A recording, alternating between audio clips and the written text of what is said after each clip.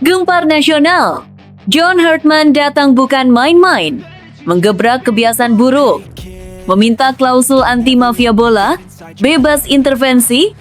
Dengarkan suara netizen. PSSI dipaksa berubah total. Benarkah? Dengan tegas, Hartman meminta timnas Indonesia dijauhkan dari segala bentuk praktik mafia, baik yang terlihat maupun yang tersembunyi. Ia menolak bekerja dalam sistem yang tidak bersih. Bagi Hartman, prestasi tanpa integritas adalah kebohongan. Bikin merinding. Pengakuan jujur Emil Audero tentang John Hartman. Inilah pelatih yang sejak lama saya harapkan untuk timnas Indonesia. Menurutnya, apa yang dilakukan Hartman di Kanada adalah bukti nyata kualitas seorang pelatih sejati. Ia bukan hanya membawa satu tim ke level tinggi, tetapi mampu mencetak prestasi baik di tim nasional putra maupun putri Kanada. Hal ini, menurut Emil, menunjukkan kecerdasan taktik sekaligus kecakapan manajerial yang luar biasa.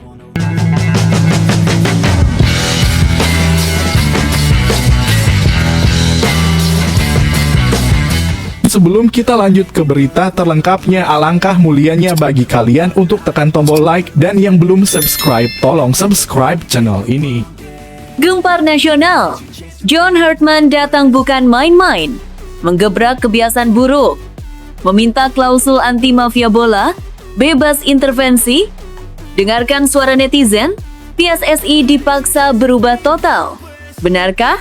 Dengan tegas, Hartman meminta timnas Indonesia dijauhkan dari segala bentuk praktik mafia, baik yang terlihat maupun yang tersembunyi. Ia menolak bekerja dalam sistem yang tidak bersih. Bagi Hartman, prestasi tanpa integritas adalah kebohongan. Ia percaya sepak bola hanya bisa berkembang jika kejujuran menjadi fondasi utama. Jagat sepak bola Indonesia benar-benar dibuat gempar. Nama John Hartman, pelatih baru timnas Indonesia, mendadak menjadi pusat perhatian bukan karena rekor kemenangan atau janji trofi instan, melainkan karena sebuah gebrakan berani yang belum pernah terjadi sebelumnya. Baru diperkenalkan, Hartman sudah mengguncang fondasi lama sepak bola nasional dengan sederet klausul tegas yang ia ajukan kepada PSSI. Klausul-klausul ini bukan sekadar formalitas kontrak, melainkan pernyataan sikap. Ia datang untuk membersihkan, membangun, dan mengubah arah timnas Indonesia secara menyeluruh. Sumber internal menyebutkan John Hartman mengajukan klausul yang bisa dibilang menohok jantung sistem lama. Ia meminta jaminan mutlak bahwa kewenangannya sebagai pelatih kepala tidak boleh dicampuri oleh siapapun. Tidak ada titipan pemain, tidak ada tekanan elit, tidak ada kepentingan di luar sepak bola. Semua keputusan teknis mulai dari pemanggilan pemain, susunan starter, strategi, hingga evaluasi performa harus sepenuhnya berada di tangannya. Namun, yang paling membuat publik terkejut adalah klausul anti-mafia bola. Dengan tegas, Hartman meminta timnas Indonesia dijauhkan dari segala bentuk praktik mafia, baik yang terlihat maupun yang tersembunyi. Ia menolak bekerja dalam sistem yang tidak bersih.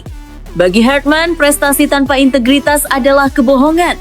Ia percaya sepak bola hanya bisa berkembang jika kejujuran menjadi fondasi utama. Langkah ini sontak memicu perbincangan luas. Banyak pihak menilai keberanian Hartman seperti membuka luka lama yang selama ini ditutup rapat. Isu mafia bola bukan barang baru di Indonesia, tetapi jarang ada pelatih asing yang berani menyuarakannya secara terbuka dan menjadikannya klausul kontrak. Inilah yang membuat nama John Hartman langsung mendapat tempat di hati sebagian besar pecinta sepak bola tanah air. Tak berhenti sampai di situ, Hartman juga meminta kebebasan penuh dalam menentukan sistem kepelatihan. Ia ingin membangun timnas Indonesia berdasarkan filosofi jangka panjang, bukan sekedar tambal sulam demi hasil instan. Metode latihan, pola permainan, pengembangan pemain muda, hingga pembentukan mental bertanding harus sejalan dengan visinya. Ia menolak keras jika ada pihak yang mengatur formasi, menit bermain, atau bahkan hasil pertandingan. Yang lebih mengejutkan lagi, John Hartman memasukkan klausul yang sangat jarang terdengar dalam dunia kepelatihan internasional. Suara netizen harus didengarkan. Ia memahami betul bahwa sepak bola Indonesia tidak bisa dilepaskan dari dukungan dan tekanan publik. Media sosial, menurut Hartman, adalah cermin emosi rakyat. Ia ingin PSSI dan tim pelatih tidak alergi kritik, tidak menutup diri dari aspirasi, dan tidak meremehkan suara supporter.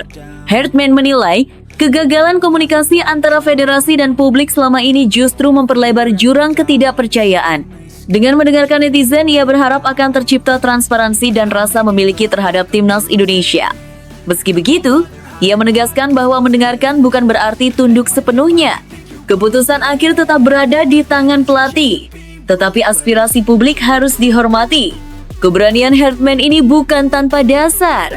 Ia disebut telah mempelajari secara mendalam perjalanan para pelatih sebelumnya, khususnya Shin Tae-yong dan Patrick Kluivert. Dari kasus Shin Tae-yong, Herdman melihat bagaimana tekanan non-teknis, konflik internal, dan ekspektasi publik yang tidak terkelola dengan baik bisa mengganggu fokus tim. Sementara dari Patrick Kluivert, ia belajar bahwa reputasi besar tidak akan berarti apa-apa jika sistem di belakangnya rapuh.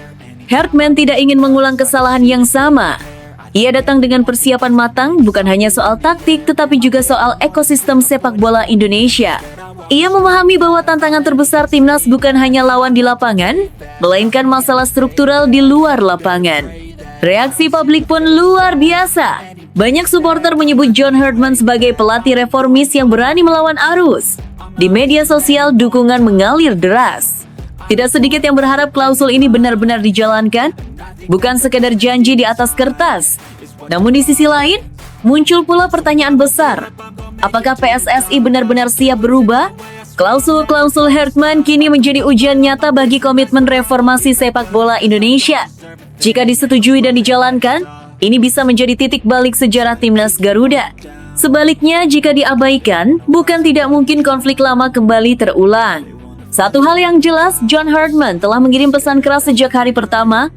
Ia tidak datang untuk sekadar melatih. Ia datang untuk membongkar sistem, membersihkan praktik lama, dan membangun timnas Indonesia yang bermartabat.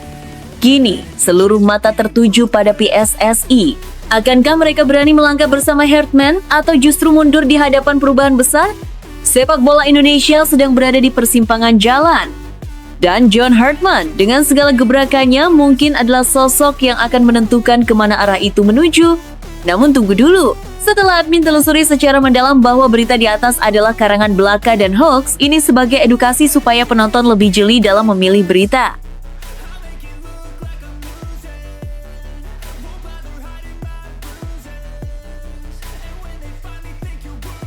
Bikin merinding. Pengakuan jujur Emil Audero tentang John Herdman. Inilah pelatih yang sejak lama saya harapkan untuk timnas Indonesia. Menurutnya, apa yang dilakukan Herdman di Kanada adalah bukti nyata kualitas seorang pelatih sejati.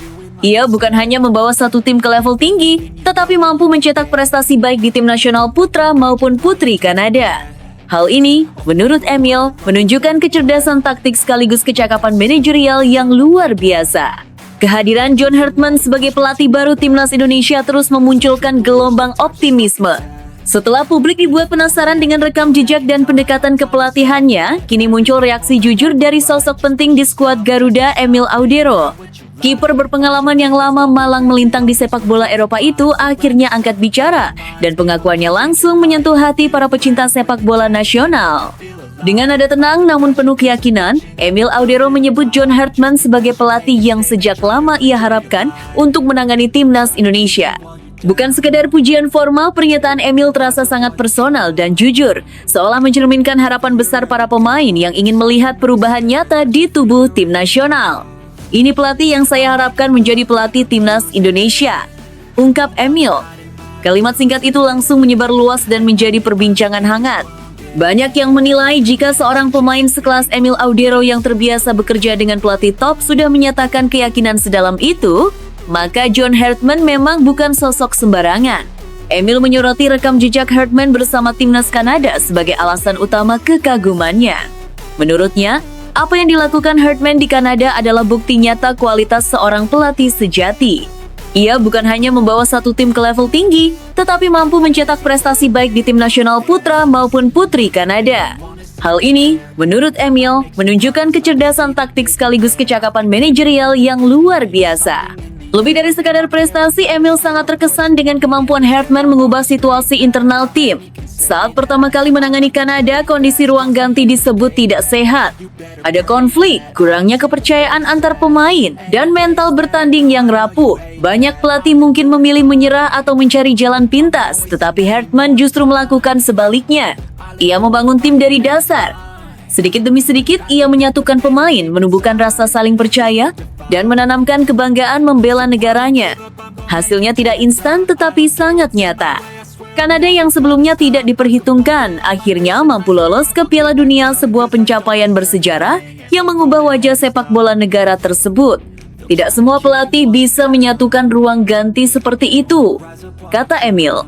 Banyak pelatih hebat secara taktik, tapi hanya sedikit yang bisa mengelola manusia. Dari sisi taktikal, Emil Audero juga memberikan penilaian yang sangat tinggi. Ia menyebut John Herdman sebagai pelatih yang fantastis dalam membaca permainan. Herdman dikenal fleksibel, adaptif, dan berani mengambil keputusan besar. Ia tidak memaksakan satu sistem kepada semua pemain, melainkan menyesuaikan strategi dengan karakter dan kekuatan tim yang dimilikinya. Bagi Emil, pendekatan ini sangat penting untuk timnas Indonesia yang memiliki keragaman karakter pemain. Herdman dinilai mampu mengoptimalkan potensi individu tanpa mengorbankan keseimbangan tim. Ia tahu kapan harus bermain agresif, kapan harus bertahan, dan kapan harus mengubah pendekatan di tengah pertandingan. Namun hal yang paling membuat Emil Audero yakin adalah filosofi kepelatihan John Herdman yang menempatkan lingkungan tim sebagai prioritas utama. Herdman tidak hanya melatih fisik dan taktik, tetapi juga menciptakan atmosfer yang sehat, positif, dan penuh ambisi yang terarah. Ia membangun budaya kerja keras tanpa tekanan berlebihan, serta menanamkan rasa tanggung jawab kolektif. Menurut Emil, inilah kunci utama prestasi jangka panjang. Tim yang hebat bukan hanya soal pemain berbakat, tetapi juga soal kepercayaan, komunikasi, dan rasa saling menghormati. Herdman memahami bahwa pemain yang merasa dihargai akan memberikan segalanya di lapangan. Beliau bukan hanya melatih, tapi menciptakan lingkungan yang sehat, ujar Emil. Dari situ, prestasi bisa diraih dengan ambisi yang baik, bukan ambisi yang merusak. Pernyataan ini seolah menegaskan bahwa timnas Indonesia membutuhkan lebih dari sekedar pelatih dengan nama besar. Timnas membutuhkan pemimpin yang mampu menyatukan visi, meredam ego, dan membangun mental juara secara perlahan namun pasti.